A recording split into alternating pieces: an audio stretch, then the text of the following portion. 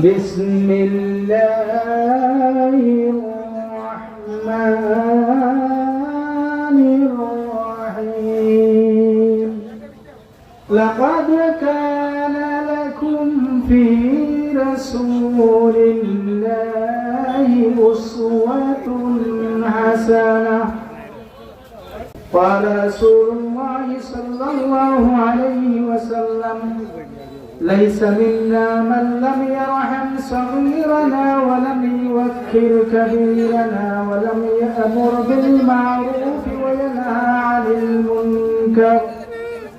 وقال الله تعالى في شأن حبيبه إن الله وملائكته يصلون على النبي يا أيها الذين آمنوا صلوا عليه وسلموا تسليما. আমরা সবাই আওয়াজ দিয়ে দুরূদ ইব্রাহিম পাঠ করি। আল্লাহুম্মা সাল্লি আলা মুহাম্মাদিন ওয়া আলা আলি মুহাম্মাদ কামা সাল্লাইতা আলা ইব্রাহিম ওয়া আলা আলি ইব্রাহিম ইন্নাকা হামিদুম মাজিদ।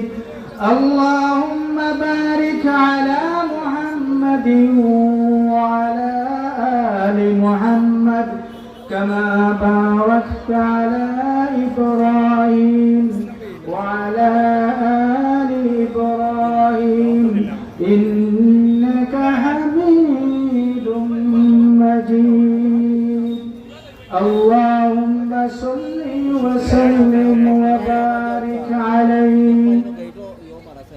গণমানুষের সংগঠন বাংলাদেশ জামাত ইসলামী জুড়ি উপজেলা শাখা কর্তৃক আয়োজিত আজকের এই বিশাল ঐতিহাসিক সিরাতুন নবী সাল্লাল্লাহু আলাইহি ওয়াসাল্লাম মাহফিলের সম্মানিত শ্রদ্ধাভাজন সভাপতি, মঞ্চে উপবিষ্ট সম্মানিত ওলামায়ে কেরাম, আমার সামনে উপবিষ্ট সম্মানিত মুরব্বিয়ানে আযম, যুবক ভাইয়েরা, জুড়ি বাজারের সম্মানিত ব্যবসায়ী বৃন্দ, মাইক্রোফোনের আওয়াজ যতদূর যাচ্ছে পর্দার অন্তরে অবস্থানরত আমার সম্মানিত মা ও বোনেরা, শুরুতেই মহান মুনিবের অসংখ্য অগণিত শুকরিয়া আদায় করছি যে মহান রব্বুল আলামিন আজকে এরকম একটি আরামদায়ক দিনে, না গরম না ঠান্ডা, এরকম একটি নাতিশীতোষ্ণ পরিবেশে মহান রব্বুল আলামিন যে আমাদেরকে তাফসীরুল কোরআন মাহফিলে বসার, আসার,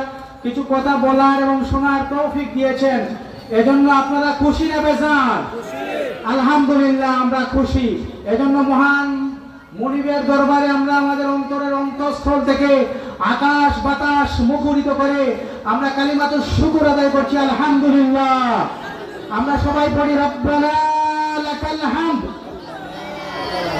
হামদান কাসীরান طيبا مباركا فيه يا ربي لك الحمد كما ينبغي لجلال وجهك وعظيم سلطانك.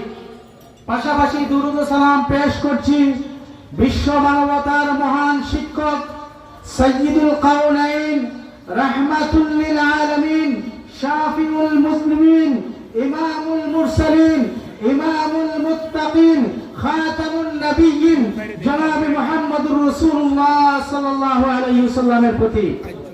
সম্মানিত হাজরিন, আমাদের সম্মানিত বিশেষ অতিথি অল্প কিছুক্ষণের মধ্যে চলে আসবেন, এর ভিতরে আমি 1-2 মিনিট ইনশাআল্লাহ আপনাদের সম্মুখে আছি।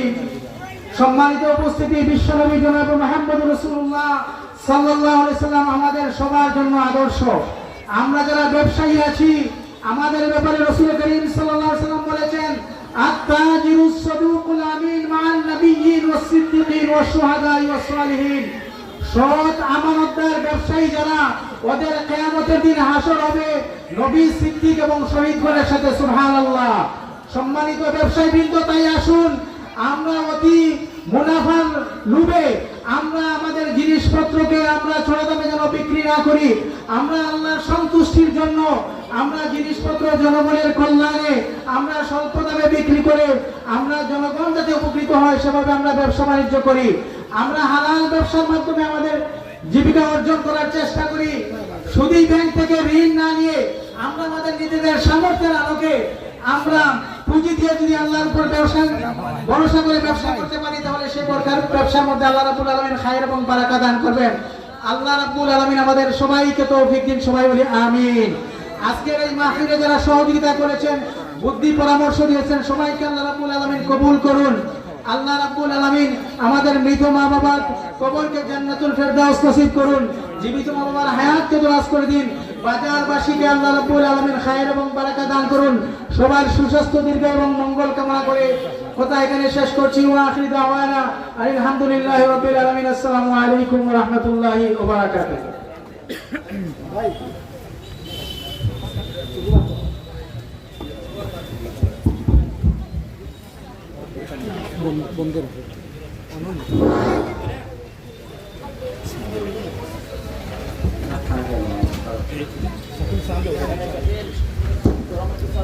আলহামদুলিল্লাহ, সম্মানিত উপস্থিতি, আমরা দেখতে পাচ্ছি আমাদের মধ্যে ইতিমধ্যে এসে উপস্থিত হয়েছেন আজকের এই অনুষ্ঠানের বিশেষ অতিথি, বিশিষ্ট আলেমে দ্বীন হযরত মাওলানা আব্দুল হক সাহেব। আমরা জুড়ি উপজেলার পক্ষ থেকে আমাদের মেহমানকে আন্তরিক শুভেচ্ছা এবং অভিনন্দন জানাচ্ছি। সম্মানিত জুড়িবাসী, আপনারা যে যেখানে থাকুন না কেন আমাদের প্রোগ্রাম স্থানে এসে আজকের এই সিরাত মাহফিলকে সফল এবং সার্থক করার জন্য অনুরোধ করছি। আমাদের মধ্যে এসে উপস্থিত হয়েছেন সাগরনাল সিনিয়র মাদ্রাসার সম্মানিত প্রিন্সিপাল আব্দুল করিম সাহেব।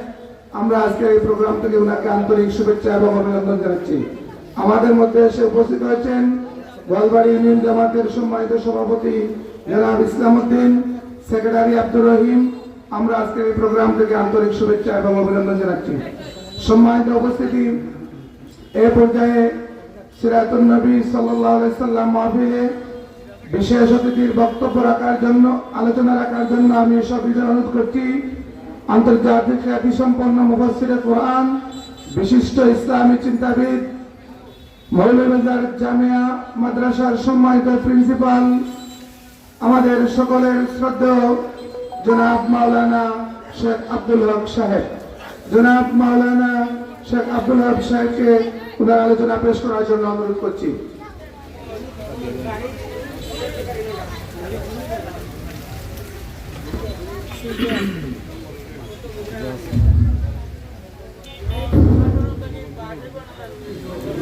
السلام عليكم ورحمة الله. إن الحمد لله نحمده ونستعينه ونستغفره ونعوذ بالله من شرور أنفسنا ومن سيئات أعمالنا. من يهد الله فلا مضل له ومن يضلل فلا هادي له. ونشهد أن لا إله إلا الله وحده لا شريك له. ونشهد أن محمدا عبده ورسوله أرسل إلى الناس كافة بشيرا ونذيرا وداعيا إلى الله بإذنه وسراجا منيرا. أما بعد فقد قال الله تبارك وتعالى في كلامه المجيد وفرقانه الحميد. أعوذ بالله من الشيطان الرجيم. بسم الله الرحمن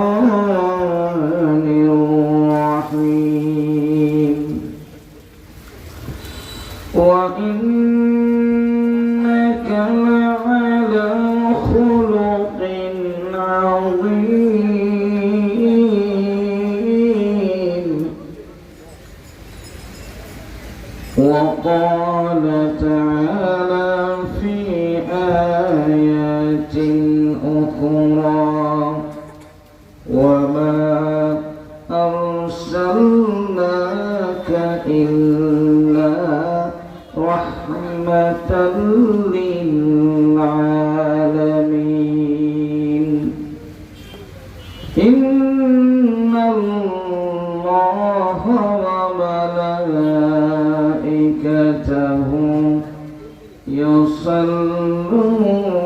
يصلون على النبي يا أيها الذين آمنوا صلوا عليه وسلموا تسليما اللهم صل على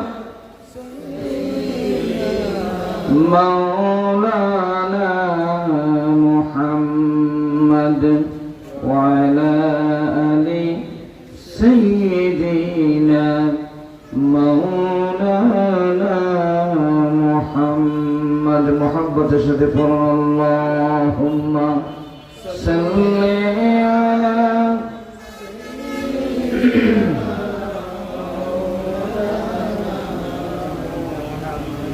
وعلى آل سيدنا مولانا محمد بلغ العلا بكماله كشف الدجى بجماله حسنت جميع خصاله صلوا عليه कि मोहम्मद से वफा तूने हम तेरी है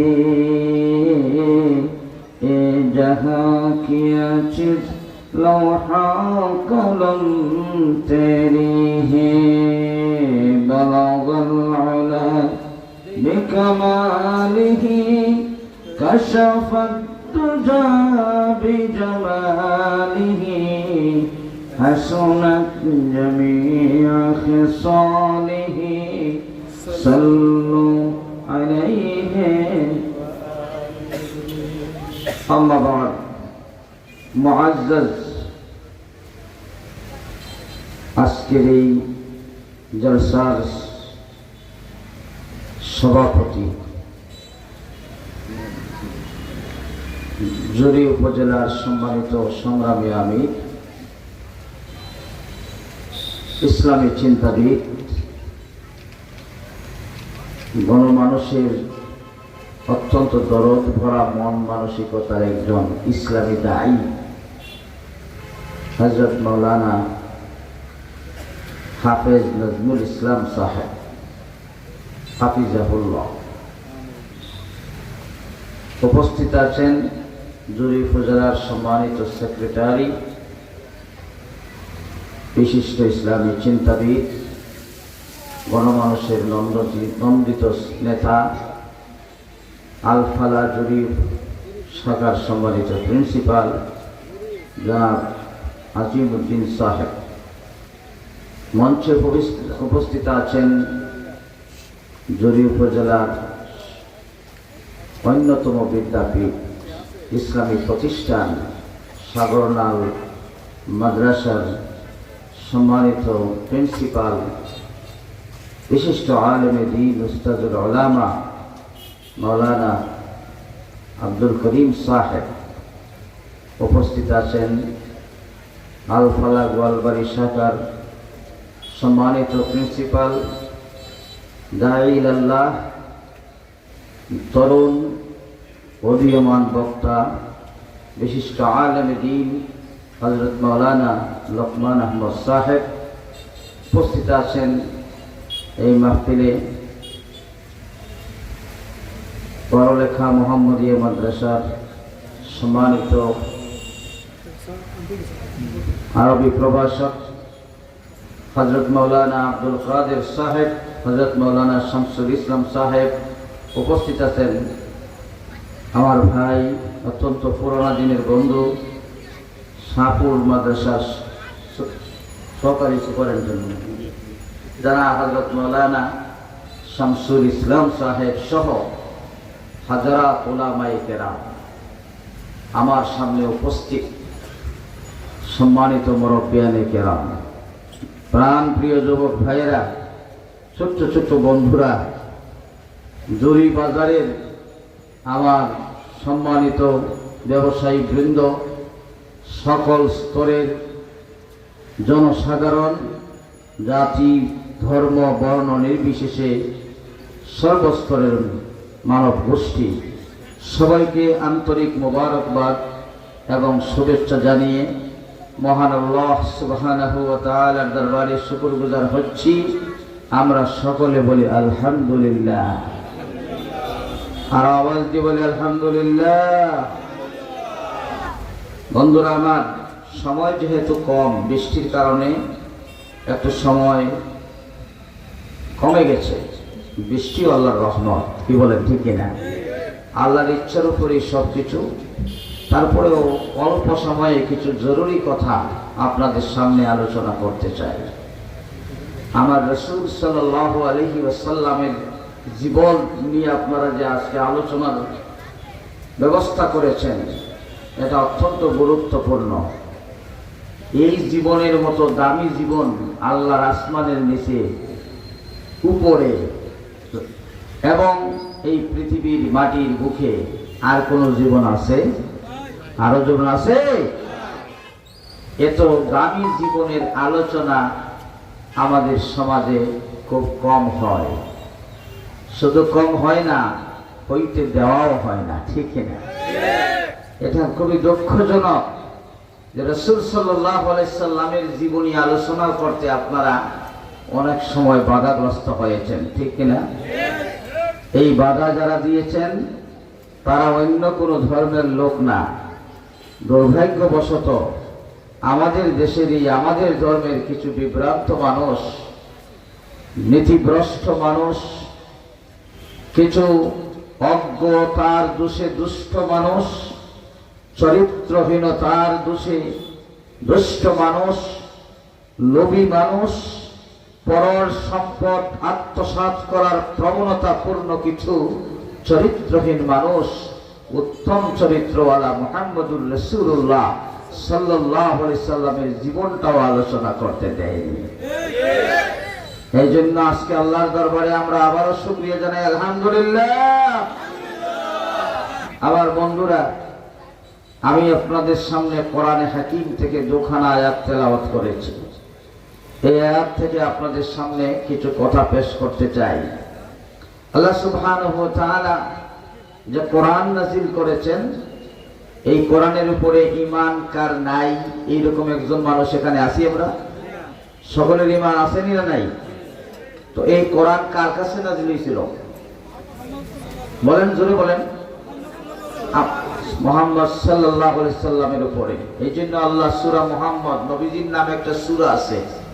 এই সূরা হচ্ছে 47 নম্বর সূরা। কত নম্বর সূরা? এই সূরার মধ্যে আল্লাহ সুবহানাহু ওয়া তাআলা বলেছেন, আমি যে আমার নবী মুহাম্মদ সাল্লাল্লাহু আলাইহি সাল্লামের উপর নাযিল করেছি এই কিতাব, তোমরা তার উপরে ঈমান আনো। সুবহানাল্লাহ বলেন। তাহলে কোরআন মানলে নবী মানতে হয়, নবী মানলে কোরআন মানতে হয়, ঠিক কি না? কোরআন মানলে নবী মানতে হয়, নবী মানলে কি মানতে হয়? কোরআন মানতে হয়। দুইটা একই সূত্রে গাথা। সুতরাং কোরআন মানি, নবীর জীবনী মানি না, নবী মানি, কোরআন মানি না, এইরকম বলার কোনো মুসলমানের সুযোগ নাই। আমার বন্ধুরা, আল্লাহ সুবহানাহু ওয়া তাআলা আমার নবীর চরিত্র সম্পর্কে, নবীর জীবন সম্পর্কে কোরআনে অনেক কথা বলেছেন। নবীর দায়িত্ব কি সেই কথাও আল্লাহ কোরআনে বলেছেন। নবীর দায়িত্ব কর্তব্য, নবী সমাজে এসে কি করবেন না করবেন, সব কথাগুলো খুলে খুলে আল্লাহ কোরআনে বলেছেন। দুর্ভাগ্য হলো আমাদের যে আমরা এই কোরআন ভালো করে পড়তে জানি না, কোরআনের তাফসীর আমরা পড়তে পারি না, কোরআনের ব্যাখ্যা আমরা জানি না। কারণ কি? কারণ হচ্ছে যে আমাদের স্কুল কলেজ, আমাদের ইউনিভার্সিটি থেকে এই কোরআনকে সরিয়ে দেওয়া হয়েছে। আপনারা বলেন ঠিক না বেটি? কোরআনকে কি করা হয়েছে? সরিয়ে দেওয়া হয়েছে। আমাদের এক সময় শিক্ষা ব্যবস্থা ছিল কোরআন ভিত্তিক। আমাদের যখন মুসলিম শাসকরা দেশ চালাতেন তখন তারা কোরআনের আদলে দেশ চালাতেন। কিন্তু আমরা কি করলাম? আমরা দেখলাম যে এই কোরআনকে বাদ দিয়া আমাদের শিক্ষা ব্যবস্থা চালু করেছিল ওই ইংরেজ বেনিয়াদের পরে এই কোরআনটা আবার আসার কথা ছিল, কিন্তু পাকিস্তান আমলেও পরিপূর্ণ কোরআনের শিক্ষা ব্যবস্থা স্কুল কলেজে ছিল না। আর বর্তমান সময়ে এসে আমাদের প্রাইমারি স্কুল থেকে রসুলের কোরআন তো নাই, রসুলের জীবনীটা ছিল সেটাও উঠিয়ে দেওয়া হয়েছে। আমাদের শিক্ষা ব্যবস্থায় যাতে আমাদের মুসলমানদের সন্তানেরা রাসূলুল্লাহর জীবনী না জানতে পারে, এই জন্য তারা রাসূলুল্লাহর বিদায় হজ্জের ভাষণটা তারা হাই স্কুল থেকে সরাইয়া দিয়েছে। আমাদের সন্তানেরা যাতে সাহাবায়ে কেরামের যে খলিফা উমর, খলিফা আবু বকর, উসমান, আলী, হায়দার রিদওয়ানুল্লাহি আলাইহিম আজমাইন, তাদের জীবন, তাদের কর্ম, তাদের শাসন ব্যবস্থা, তাদের অর্থনৈতিক উন্নয়ন, তাদের দেশ পরিচালনা, তাদের জনগণের কল্যাণমুখী কার্যক্রম, তাদের বিদেশমুখী সাহসিকতার সেই ঐতিহাসিক গুণাবলী যাতে আমাদের সন্তানরা না জানে, এই জন্য আমাদের খুলাফায়ে রাশিদিনের জীবনকে আমাদের শিক্ষা ব্যবস্থা থেকে সরিয়ে দেওয়া হয়েছিল। আমার বন্ধুরা, তাহলে যারা আমার নবীর জীবন সরাইয়া দিল, যারা সাহাবায়ে কেরামের জীবনের কথা সরাইয়া দিল, যারা ইসলামের ইতিহাসের শৌর্য বীর্যের কথা আমাদেরকে জানতে দিল না, আমার সন্তানদেরকে যারা আমার রসুল থেকে, আমার সাহাবায়ে কেরাম থেকে বঞ্চিত রাখলো, তাদের জীবন আদর্শ পড়তে দিল না, যারা আমার কোরআনকে পড়ার কোন ব্যবস্থা করে দিল না, তারা মুসলমানদের শত্রু না বন্ধু? আরো জোরে বলেন, তারা কারা? আমার বন্ধুরা, এই সমস্ত শুধু এখানেই শেষ নয়, তারা রাসূলুল্লাহ জীবনী আলোচনা করলে বলে এটা মৌলবাদের আলোচনা। তারা কোরআনের কিতাব হাতে নিয়ে বললে তারা এটা জঙ্গিবাদের কিতাব। তারা যখন আমরা হাদিসের কোনো বই নিয়ে হাঁটি তখন তারা বলে আমাদেরকে মৌলবাদী। এই সমস্ত করে করে তারা আমাদের সন্তানদের চরিত্র এমন নষ্ট করলো, যেই সন্তানগুলো তাদের সাথে সম্পৃক্ত হয়েছিল, তাদের সাথে জড়িত হয়েছিল, তাদেরকে যখন রুমগুলো খোলা হলো তখন দেখা গেল জনগণ তাদের রুমের ভিতরে অস্ত্রের ঝঞ্ঝনানি, তাদের রুমের ভিতরে মদের বাক্স আর বোতল, তাদের রুমের ভিতরে আপনার ওই কি বলা হয় পতিতালয়ে যে কন্ডম পাওয়া যায় সেইগুলো, ঠিক কিনা? অর্থাৎ তারা আমাদের যুবকদের চরিত্র নষ্ট করেছিল। আজকে আমরা সুযোগ পেয়েছি রাসূলুল্লাহর জীবন দিয়ে আবার আমাদের সোনার সন্তানগুলোকে সোনার মানুষে পরিণত করার। এই জন্য আল্লাহ রাব্বুল আলামিন বলেন, ওয়া ইন্নাকা লাআলা খুলুকিন আযীম। ওগো আমার রাসূল, আপনাকে কাফিররা, আবু জেহেল, আবু লাহাবরা আপনাকে পাগল বলে, আপনাকে তারা গণক বলে, আপনাকে তারা জাদুকর বলে। তারা এই সমস্ত গালি দিয়ে আপনার চরিত্র হনন করতে চায়, আপনার চরিত্রের মধ্যে কালিমা লিপ্ত করতে চায়। তারা আপনাকে সমাজ থেকে সমাজচ্যুত করতে চায়, আপনার প্রভাবকে নষ্ট করে দিতে চায়, আপনার দ্বীনের দাওয়াত যাতে মানুষ কবুল করে না, এই জন্য আপনার উপরে তারা বদনাম সৃষ্টি করতে চায়। আমি আল্লাহ রাব্বুল আলামিন এর প্রতিবাদ বহু জায়গায় করেছি। ওয়া মা সাহিবুকুম বিমাজনুন বলে আমি তাদেরকে বলেছি তোমাদের সাথী কখনো পাগল হতে পারে না। বলেন সুবহানাল্লাহ। আমি তাদেরকে বলেছি আপনি কবি না। ওয়া মা আল্লামনাহু শিরা ওয়া মা ইয়ানফাদিলা, আমি তোমাকে কবিতা শেখাই নাই। আর কবি হওয়া তুমি রাসূলের জন্য সাজে না। আদর রাসূল সাল্লাল্লাহু আলাইহি ওয়াসাল্লাম আপনার সম্বন্ধে তারা যে বদনাম করেছে, আমি কোরআনের আয়াত নাযিল করে দিয়া আমি বলেছি আপনি কাহিন না, জাদুকর না, আপনি গণক না, আপনি সাহির না, জাদুকর না, আপনি কাহিন না, আপনি গণক না, বরং আমি আল্লাহ এই আয়াতের মধ্যে ঘোষণা দিলাম ওয়া ইন্নাকা লাআলা খুলুকিন আযীম।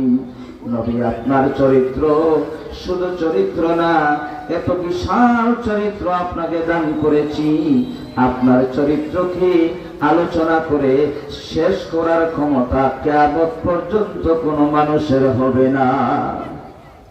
এত বিশাল চরিত্র আপনাকে দান করেছি যে চরিত্রটা আলোচনা করে, লিখে, বয়ান করে, বর্ণনা করে, আবৃত্তি করে শেষ করার ক্ষমতা পৃথিবীর কোনো মানুষের নাই। সুবহানাল্লাহ বললেন না? এটা কে বলেছেন? আল্লাহ রাব্বুল আলামিন বলেছেন, আজিম বলেছেন। আন মেজার, যেটা পরিমাপ করা যায় না, এমন গুণ দিয়া, এমন জ্ঞান দিয়া, এমন চরিত্র দিয়া, এমন বৈশিষ্ট্য দিয়া, এমন কর্মনীতি দিয়া, এমন কর্মপদ্ধতি দিয়া, এমন বিশেষ গুণাগুণে আপনাকে একেবারেই মহিমান্বিত করে এই জমিনে আপনাকে প্রেরণ করেছি। আমার বন্ধুরা, সেই রাসূল সাল্লাল্লাহু আলাইহি সাল্লাম যখন দুনিয়াতে আসেন, আপনারা উলামায়ে কেরামের কাছ থেকে অনেক গুরুত্বপূর্ণ কথা শুনেছেন। এখানে বড় বড় আলেম আছে। রাসূলের আশাটাই তো ছিল ভিন্ন রকম। পৃথিবীতে কোন নেতা, কোন রাজা মহারাজা, কোন দার্শনিক, কোন বিজ্ঞানী, কবি, সাহিত্যিক সকলেরই জন্ম আমাদের মতো হয়েছে, ব্যতিক্রম কিছু নাই, ঠিক কিনা? কিন্তু আমার নবীর আম্মা জান বলেন, আমার যখন সন্তান প্রসব করি তখন দেখলাম আমার কুল থেকে একটা আলো বিচ্ছুরিত হলো, এত প্রজ্বলিত আলো, একেবারে সেই মক্কার মরুর প্রান্তর পেরিয়ে আলোটা একেবারে মদিনা পেরিয়ে সেই আপনার সিরিয়ার রাজধানী পর্যন্ত আলোকিত করে দিল। তার মানে কি? আমার রাসূল এসেছেন গোটা বিশ্বের মানুষকে অন্ধকার থেকে আলোর দিকে নিয়ে আসার জন্য, ঠিক কিনা? এই জন্য আল্লাহ বলেছেন, ওয়াদাইয়ান ইলাল্লাহি বিইযনিহি ওয়া সিরাজাম মুনীরা। আমার রাসূল ছিলেন সিরাজাম মুনীরা, এক প্রজ্বলিত প্রদীপ, যে এমন একটা প্রদীপ যে প্রদীপ কখনো নিভে না, কোনো ফুৎকারে নিভে যায় না, কোনো জলোচ্ছ্বাস আর বাতাসের তাণ্ডবে নিভতে পারে না। সুবহানাল্লাহ বলেন। এই জন্য রাসূল সাল্লাল্লাহু আলাইহি ওয়াসাল্লাম যে দ্বীন প্রচার করার জন্য, যে ইসলামকে রাষ্ট্রীয়ভাবে কায়েম করার জন্য এই পৃথিবীতে এসেছিলেন, সেই ইসলামকে রাষ্ট্রীয়ভাবে যাতে কায়েম না করতে পারেন, এই জন্য কাফেরেরা বাধা দিয়েছে কিনা? কে বলেন দিয়েছে কিনা? বাধা দিয়েছে। রাষ্ট্রীয়ভাবে ইসলাম কায়েম করা ছিল রাসূলের দায়িত্ব। এর আগেও ইসলাম প্রচারের ব্যবস্থা ছিল, কিন্তু রাষ্ট্রীয়ভাবে ইসলাম কায়েম করার দায়িত্ব ছিল রাসূলের। আল্লাহ এই কথাটা 3 জায়গায় কোরআনে বলেছেন। কয় জায়গায়? সূরা তাওবার 33 নম্বর আয়াতে, সূরা আল ফাতহ 48 নম্বর, সূরা 28 নম্বর আয়াতে, এবং সূরা আস-সাফ 61 নম্বর সূরার 9 নম্বর আয়াতে। এখন আমাদের দুঃখ কোথায় জানেন? আমি সমস্ত উলামায়ে কেরামকে বিনয়ের সাথে বলবো, আপনারা মেহেরবানি করে ইসলামের মূল ধারার কথাটা মানুষের কাছে প্রচার করেন, মানুষ এটা গ্রহণ করবে বেশি, ঠিক কিনা? আমরা কিছু প্রচার করি আর কিছু আপনার লুকাইয়া রাখি, যে কারণে মানুষ সঠিক ব্যাখ্যাটা পায় না। আমি বলছি না যে উলামায়ে কেরাম কেউ ইসলামের দুশ্মনী করছেন না, এটা হয়তো বুঝার ভুল বা সাহসের ব্যাপার, মানে সাহস করে কথা বলার যে ক্ষমতা থাকা দরকার, এটা হয়তো আমাদের অনেকের এই সমস্যায় আমরা ভুগি, ঠিক কিনা বলেন? কারণ ভয় পাই অমুক তমুকের পকেটের দিকে আমাদের তাকিয়ে থাকতে হয়, যে আমি যদি সাহস করে মসজিদের মেম্বরে বলি, তাহলে মসজিদে এমন কিছু মুসল্লি আছে যারা মাসে 2-1 পর আমাকে দাওয়াত দেয়, টাকাও 500 দেয়, তারা হয়তো না দিতে পারে। এই চিন্তায় আমরা তার মনে যেটা বেজারি আসবে সেইটা আর বলি না। এই জন্য আমি বলবো, রিজিকের মালিক কে? আরো জোরে কে? আর রিজকু মিনাস সামা, রিজিক আসমান থেকে ফয়সালা হয়। সুতরাং যারা আজকে আমাদেরকে রিজিকের ভয় দেখায়, যারা আমাদেরকে খাবার ভয় দেখায়, যারা আমাদের চাকরির ভয় দেখায়, আমরা দেখলাম কি যারা এই দেশের মানুষকে মানুষ মনে করত না, যারা দাসে পরিণত করার ষড়যন্ত্র করেছিল, আজকে তাদেরকে লন্ডন দিয়ে খুঁজে পাওয়া যায় না। সুতরাং আমার ভাইয়েরা, এটা শুধু আজকেই আমরা দেখি নাই, ইতিহাস পর্যালোচনা করলে আমরা দেখি এইভাবে জালিমদের পতন হয়েছে। আল্লাহ বলেছেন ইন্নাহু লা ইউফলিহুজ জালিমুন, আল্লাহ বলেছেন জালিমরা কখনো সফল হতে পারে আর সফল হতে পারে না, জালিম কোনোদিন সফল হতে পারে না। আল্লাহ রাব্বুল আলামিন এই জন্য মুমিনদের হিম্মত দিয়েছেন, সাহস দিয়েছেন। মুমিনরা সাহসের সাথে কাজ করতে হবে, মাঠে ময়দানে বুক ফুলিয়ে আল্লাহর দ্বীনের কথা বলতে হবে। আমার বন্ধুরা, এখানে আমাদের ত্রুটি আছে, আমরা আমাদের চরিত্রকে রসুলের চরিত্রের সাথে মেলানো দরকার আছে না নাই? আমরা আমার রসুলের চরিত্র যেমন সুন্দর ছিল, মোলায়েম ছিল, রহমতের ছিল, আকর্ষণীয় ছিল, পরোপকারী ছিল, সততায় বলিষ্ঠ ছিল, অন্যায়ের বিরুদ্ধে ছিল, ন্যায়ের পক্ষে ছিল, মানবতার কল্যাণে নিবেদিত প্রাণ ছিল, সেই চরিত্র আমাদের মধ্যে সৃষ্টি করতে হবে। আমার ভাইয়েরা, নবী কেন দুনিয়াতে আসলেন? আমি 3টি আয়াতের কথা বলেছি, তারপরে আরেকটি আয়াত আপনাদেরকে শোনায়া দেই। সূরা আল আরাফ 157 নম্বর আয়াত, 7 নম্বর সূরা 157 নম্বর আয়াতে আমার আল্লাহ রাব্বুল আলামিন বলেন, আমার রাসূলকে আমি কেন পাঠাইলাম? এই জন্য ইয়ামুরুহুম বিল মারুফ ওয়া ইয়ানহাহুম আনিল মুনকার। আমার রাসূলকে আমি পাঠাইছি যাতে তিনি ভালো কাজের আদেশ দেন আর মন্দ কাজের নিষেধ করেন। সুবহানাল্লাহ বলেন। ভালো কাজের আদেশ দিবেন আর মন্দ কাজের নিষেধ করবেন। এখন বিষয়টা হলো, ভালো কাজের আদেশ দেওয়া, আদেশ বুঝিয়েন, প্রজ্ঞাপন জারি করা, অর্ডিন্যান্স জারি করা, আইন দিয়ে হয়, মুখ দিয়ে হয় না, ঠিক কিনা বলেন? এই ভালো কাজের আদেশ মন্দ কাজের নিষেধ এখানেই শেষ নয়, আমাদের বেলাও আল্লাহ বলেছেন 110 নম্বর আয়াত সূরা আল ইমরান, 3 নম্বর সূরার 110 নম্বর আয়াত। সেখানে আল্লাহ বলেছেন কুনতুম খায়রা উম্মাতিন উখরিজাত লিন-নাস তা'মুরুনা বিল মারুফ ওয়া তানহাউনা আনিল মুনকার। আল্লাহ বলেছেন তোমরাই শ্রেষ্ঠ উম্মত, তোমাদেরকে সৃষ্টি করা হয়েছে মানুষের কল্যাণের জন্য, মানুষের পাশে দাঁড়ানোর জন্য, গরিবের মুখে হাসি ফোটানোর জন্য। আমরা যদি মসজিদে সারাদিন বসে থাকি, গরিবের মুখে হাসি ফুটবে? মসজিদে 5 বার নামাজের জন্য আমরা যাব, নামাজ শেষে আল্লাহ বলেছেন ফাইযা কুদিয়াতিস সালাতু ফান্তাশিরু ফিল আরদি ওয়াবতাগু মিন ফাদলিল্লাহ।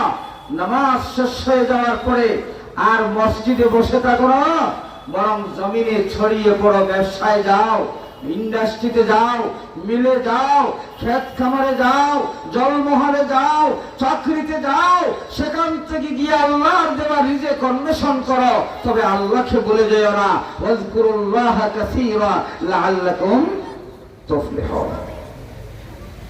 তো এই যে আয়াত পাইলাম, ভালো কাজের আদেশ আর মন্দ কাজের নিষেধ, উম্মতকেও আল্লাহ বলেছেন। আবার রাসূলের দায়িত্ব ছিল ভালো কাজের আদেশ দেওয়া, মন্দ কাজের কি করা? নিষেধ করা। আমি একটা তাফসীর থেকে আপনাদের এই ব্যাখ্যাটা শোনাই। আমি যে তাফসীর থেকে শোনাবো এই তাফসীর তাফসীরুল কোরআন না, মওদুদী সাহেবের তাফসীর না। কারণ আমাদের দেশে একটা ব্যাপার আছে, ওই ও আব্দুল খুজুরি ছিল উনি তো মওদুদী ছেলা, কি কয় কি কয় এইরকম কয় না, ভাষাটাও অসুন্দর। উনি আর কি বলবে, উনি তো উনার কিতাব থেকে বলছে, কোরআনে তো এরকম কোনো কথা নাই। নাউজুবিল্লাহ বলে। এই জন্য আমরা কি কোরআনকে অপব্যাখ্যা করতে পারবো? আমাদের ঈমান থাকলে অপব্যাখ্যা করা যাবে? তাইলে আমি আরেকজন আলেম থেকে শুনাই, ওনার নাম হলো মুফতি শফি রহমতুল্লাহ আলাইহি। নাম কি? মুফতি শফি রহমতুল্লাহ আলাইহি। পাকিস্তান বাড়ি, বড় আলেম ছিলেন, ভারত বাংলাদেশ পাকিস্তান মিলায়া। মুফতি শফি রহমতুল্লাহ আলাইহি, ওনার কিতাব আছে মারিফুল কোরআন। এখানে আপনারা খুলে দেখবেন, এখানে উলামায়ে কেরাম আছেন, ওই কিতাবটা খুলে দেখবেন, তাফসীরের কিতাব। উনি বলছেন আমর বিল মারুফ ওয়া নাহি আনিল মুনকার যে দায়িত্ব, এটা মূলত রাষ্ট্রের দায়িত্ব। কার দায়িত্ব? আবার বলেন। তাহলে তিনি বলছেন যে উম্মতে মুহাম্মদ সাল্লাল্লাহু আলাইহি ওয়াসাল্লামের এই যে আল্লাহ নির্দেশ করেছেন, তোমরা আমর বিল মারুফ, ভালো কাজের আদেশ দাও, মন্দ কাজের নিষেধ করো, এটা রাষ্ট্রীয়ভাবে এটা পরিপূর্ণতা লাভ করে। বাবা তার সন্তানকে নিষেধ দিতে পারে, এটা পারিবারিকভাবে বড় ভাই তার ছোট ভাইকে নিষেধ করতে পারে, নিষেধটা মানতেও পারে আবার নাও মানতে পারে। কিন্তু রাষ্ট্র যদি দেয় তাহলে সেটা অমান্য করার কোনো সুযোগ নাই, অমান্য করলে শাস্তি হয়। ঠিক না বেটি? এজন্য আল্লামা শফি রহমতুল্লাহ আলাইহি, মুফতি শফি রহমতুল্লাহ আলাইহি বলেছেন যে রাষ্ট্র ব্যবস্থাকে হাতে নিতে হবে যদি আল্লাহর এই হুকুম তুমি পালন করতে চাও। এই জন্য আল্লাহর রাসূলকে আল্লাহ 157 নম্বর আয়াতের মধ্যে বললেন যে তিনি এমন এক রাসূল যার কথা আমি তাওরাতের মধ্যে লিখেছি, যার কথা ইনজিলের মধ্যে লিখেছি, এবং সেই রাসূল যদি আসবেন সেটাও আমি তাওরাত আর ইনজিলে আমি সুসংবাদ দিয়েছি, এবং তার কাজটা কি সেই কাজের কথাও আমি তাওরাত এবং ইনজিলের মধ্যে আমি রেখেছি। ওনার 1 নম্বর কাজ হলো আমর বিল মারুফ, ভালো কাজের প্রজ্ঞাপন জারি করা, মন্দ কাজের নিষেধাজ্ঞা জারি করা। আর ভালো কাজের আদেশ আর মন্দ কাজের নিষেধাজ্ঞা যখন জারি করতে হয় তখন প্রথমেই যে শক্তি অর্জন করতে হয় সেই শক্তির নাম হলো রাষ্ট্র শক্তি। রাষ্ট্র কায়েম করে ভালো কাজের আদেশ করা যায়, মন্দ কাজের নিষেধ করা যায়। ঠিক না বেটি? তাহলে ভালো কাজের আদেশ মন্দ কাজের নিষেধ করতে হলে রাষ্ট্রটা দরকার। এখন আপনারা বললেন হুজুর এক জায়গার আয়াত দিয়ে ওয়াজ করলেন, ঈমান তো ঠিকই আছে, আরেকটু আয়াত দিয়ে আপনাদেরকে বুঝানো। আপনারা ইচ্ছা আসেনি জানার? আল্লাহর নবী, প্রিয় নবী মুহাম্মদুর রাসূলুল্লাহ সাল্লাল্লাহু আলাইহি ওয়াসাল্লাম যেই রাত্রে হিজরত করলেন, নবীজিকে মক্কার বুকে নবুয়ত প্রাপ্তির পরে 13টা বছর পর্যন্ত জুলুম নির্যাতনের শিকার হতে হয়েছে। কত অত্যাচার, কত অনাচার, কত নির্যাতন করেছে বলে শেষ করা যাবে না। রাসূলুল্লাহ সাল্লাল্লাহু আলাইহি ওয়াসাল্লাম 13টা বছর প্রাঞ্জল ভাষা দিয়া, সুন্দর চরিত্র দিয়া, আর আকাশের চাঁদের চেয়ে সুন্দর চেহারা নিয়া মানুষের দ্বারে দ্বারে পেরেশানি করে ইসলাম প্রচার করেছেন। 13 বছরে মাত্র 224 জন মানুষ মুসলমান হয়েছে। কয়জন? 13 বছরে 224 জন। এই সংখ্যাটা কত কম, পেরেশান হওয়ার কথা না? 224 জন মুসলমান হয়েছে ঠিক, কিন্তু এর ভিতরে কাউকে আবু জেহেল শহীদ করে দিয়েছে, কাউকে মেরে ফেলেছে, নারীকেও হত্যা করেছে, পুরুষকেও হত্যা করেছে। আবু জেহেল হত্যা করে নাই, আবু লাহাব হত্যা করে নাই, আবু জেহেলের সরকার আবু লাহাবের সরকার হত্যা করেছে। কে করেছে? আমাদের এই ওয়াজটাও পাল্টাতে হবে। ওয়াজের ওয়াজ আবু জেহেল ঠিকই ছিল, কিন্তু আবু জেহেল একা হত্যা করার কোনো ক্ষমতা রাখছিল না, বরং আবু জেহেলের যে সরকার ব্যবস্থা ছিল সেই সরকার ব্যবস্থার প্রধান ছিল আবু জেহেল। ওই আবু জেহেলের সরকার মুসলমানদেরকে আইন করে পিটাইয়া হত্যা করার ষড়যন্ত্র করেছিল। রাসূলুল্লাহ সাল্লাল্লাহু আলাইহি ওয়াসাল্লাম দেখলেন যে সরকার যে থাকে সে হইল অথরিটি, সুতরাং সরকারের বিরুদ্ধে জনগণ যাইবার কোনো ক্ষমতা নাই, না আছে? তার তো বাহিনী আছে, তার বিরুদ্ধে কিছু করা যায় না, তার আইন আছে। এই জন্য সে জুলুম করলেও তার বিরুদ্ধে যাওয়াটা সহজ হয় না। আবু জেহেলের সরকার রাসূলকে ইসলাম প্রচার করতে তো দিলই না, বরং যে 224 জন মুসলমান হয়েছিলেন, কেউ কেউ শহীদ হয়ে গেলেন, আর কেউ কেউ 7ম হিজরিতে সিরিয়াতে তারা হিজরত করলেন।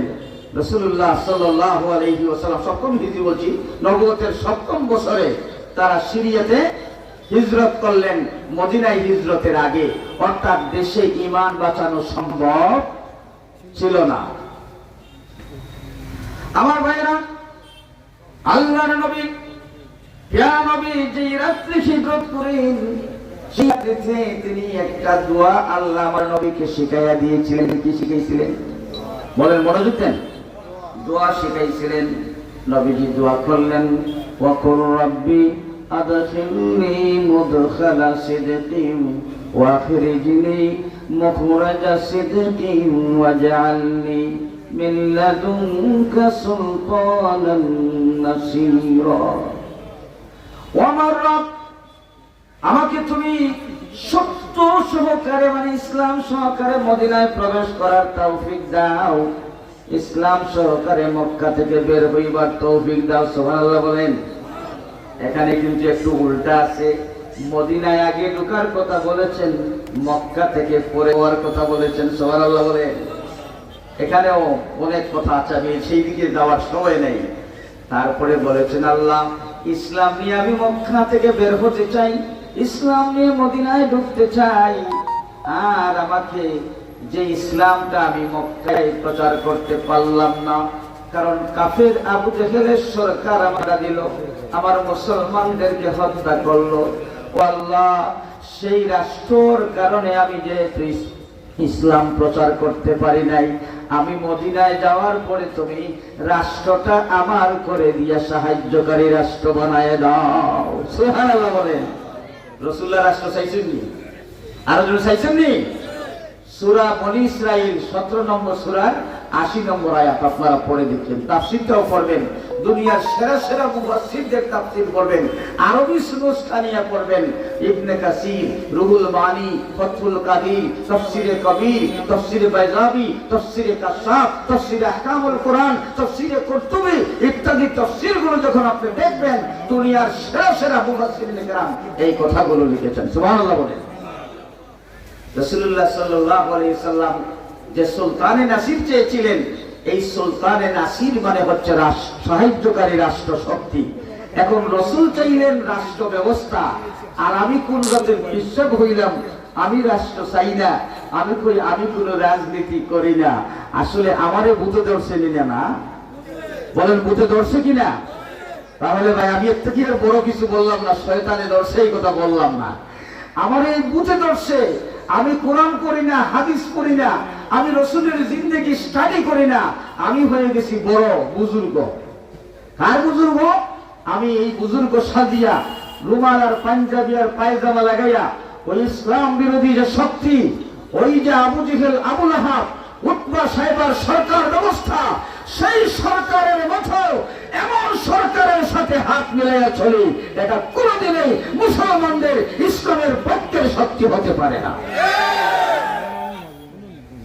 আমার বন্ধুরা, এই জন্য আমি আপনাদের কাছে আরজ করতে চাই, নামাজের টাইম হয়ে যাচ্ছে। আমরা রাসূলুল্লাহ সাল্লাল্লাহু আলাইহি ওয়াসাল্লামের মূল মিশনকে বুঝতে হবে, মিশনকে বুঝতে হবে। রাসূল কেন পৃথিবীতে এসেছিলেন, কি করে গেলেন, সেটা আমাদের জানা দরকার নেই। ওই ছোট ছোট বিষয়গুলো আমরা খুব আলোচনা করি, এটাও দরকার আমাদের ব্যক্তি জীবন গড়ার জন্য। কিন্তু ব্যক্তি জীবন গড়ে কি আমরা সন্ত্রাস বন্ধ করতে পেরেছি? আমরা কি ছোট ছোট সুন্নাতগুলো মেনে আমাদের সমাজে গরিবের টাকা লুট করা বন্ধ করতে পেরেছি? আমরা কি ছোট ছোট বিষয়গুলোকে মেনে নিয়ে বড় বড় বিষয়গুলোকে ছেড়ে দিয়া আজকে সমাজে দুর্নীতি বন্ধ করতে পেরেছি? আমরা কি দর্শন বন্ধ করতে পেরেছি? আমরা কি খুন খারাপি গণ হত্যা লুটতরাজ বন্ধ করতে পেরেছি? পারি নাই। তার কারণ আমরা ফরজকে বাদ দিয়ে দিয়েছি আর নফলকে নিয়ে আমরা ব্যস্ত হয়ে গেছি। এই জন্য যার যার ক্রাইটেরিয়া মেনটেন করতে হবে। রাসূল কোন কাজে এসেছিলেন সেই কাজটা বুঝতে হবে, আর সেটাকে গুরুত্ব সহকারে মেনে তারপরে আপনার ব্যক্তি জীবনে রাসূলুল্লাহর ছোট ছোট যে সুন্নাহগুলো আছে সেটাও মানলে আমাদের উপকার আরো বেশি হবে, ঠিক না বেটি? এই জন্য আমি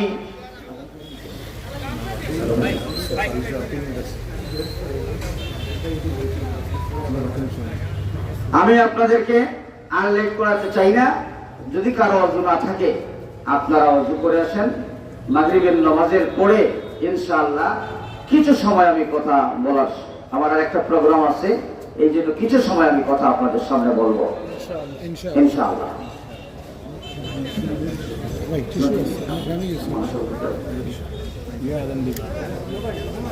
আপনি